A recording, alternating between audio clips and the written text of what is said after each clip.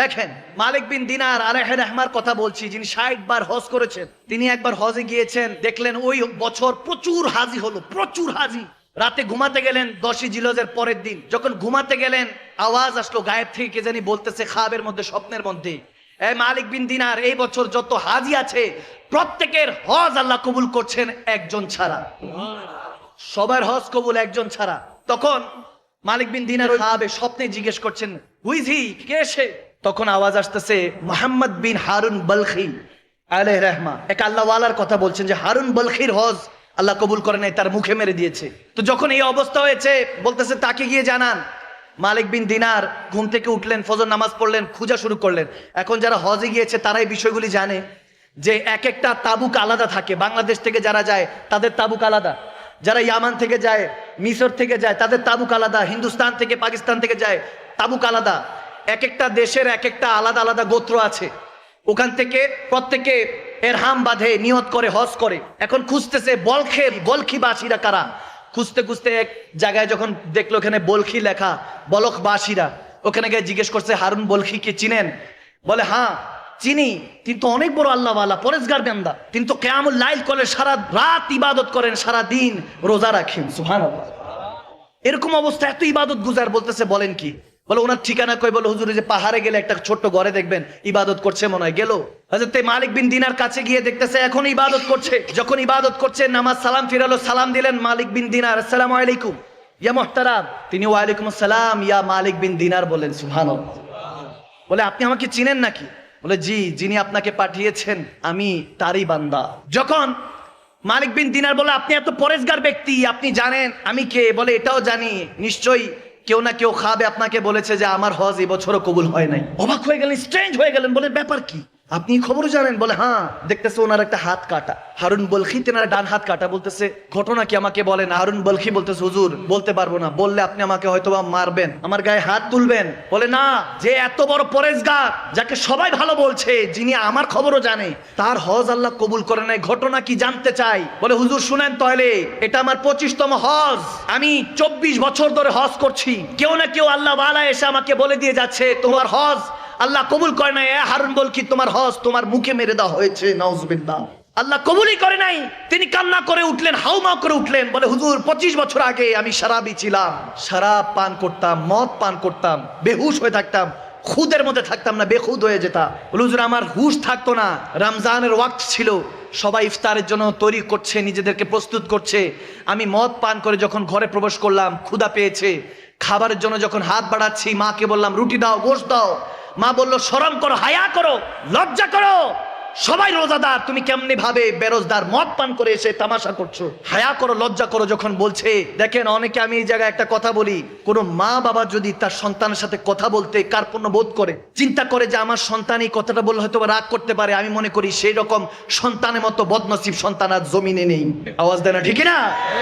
যেই মা বাবা আপনাকে জন্ম দিল, সেই মা বাবা যদি চিন্তা করে যে আমার ছেলে আমার মেয়ে মনে হয় রাগ করবে এই কথা বললে, তার মতো বদনসিব আর নেই। মা বাবা আপনাকে হায়া করছে, আপনাকে ভয় করছে, নাউজুবিল্লাহ। তার মানে আপনার জান্নাত এখন আর সেই আল্লাহর কাছে চৌখাটে, আপনার ঘরে আর জান্নাতটা নাই। ঠিক না ভাইয়ের আমার, বাবার আমার? মা যখন বলো হায়া করো, লজ্জা করো, সে হারুন বলখি বলে হুজুর আমি এটা শুনে রাগ মাথা উঠলো, আমি একটা থাপ্পড় দিলাম আমার মাকে। নাউজুবিল্লাহ। থাপ্পড় দিলাম, আমার মাটা তরপাইতে তরপাইতে উনুন, ওইখানে আগুন ছিল, চুলার মধ্যে পড়ে গেল। আমাকে কয়েকজন ধরাধরি করে, যেহেতু নেশায় ধুত ছিলাম, খবর নাই, বেহুশ, ঘরের মধ্যে আমাকে বন্দি করলো। পরের দিন ঘুম ভাঙলো, দেখি আমার স্ত্রী ওয়াইফ ব্যাগ গুছাচ্ছে। বললাম কি ব্যাপার, কোথায় যাচ্ছ? বলে যে মায়ের সন্তান হতে পারে না, সে বউর স্বামী কিভাবে হবে? আমি তোমার সংসার করব না।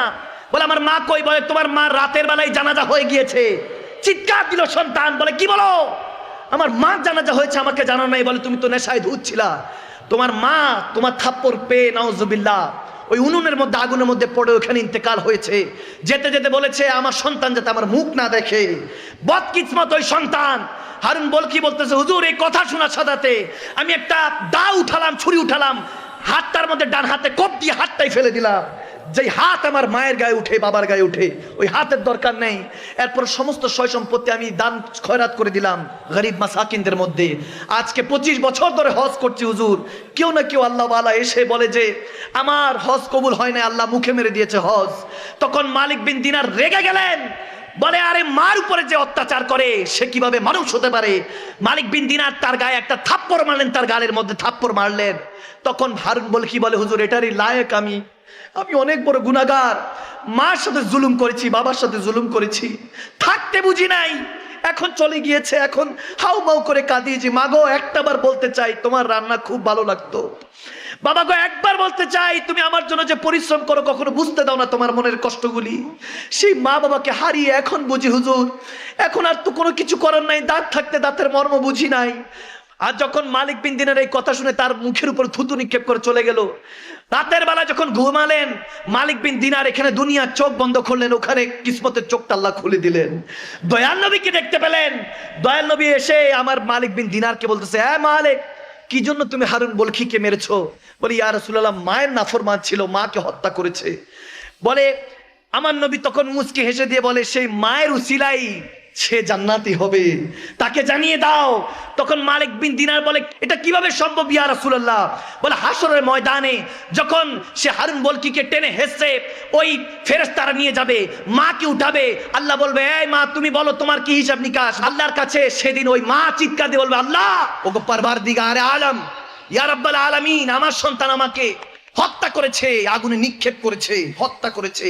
তাকে কত কষ্ট করে 9 মাস 10 দিন 10 মাস 10 দিন পেটে রেখেছি, আমাকে সে কষ্ট দিয়ে হত্যা করেছে, আমি বিচার চাই। আল্লাহ বলবে এই বদবখতকে উঠা, ফিনারে জাহান্নামা খালিদিনা, চিরস্থায়ী জাহান্নামে নিক্ষেপ কর।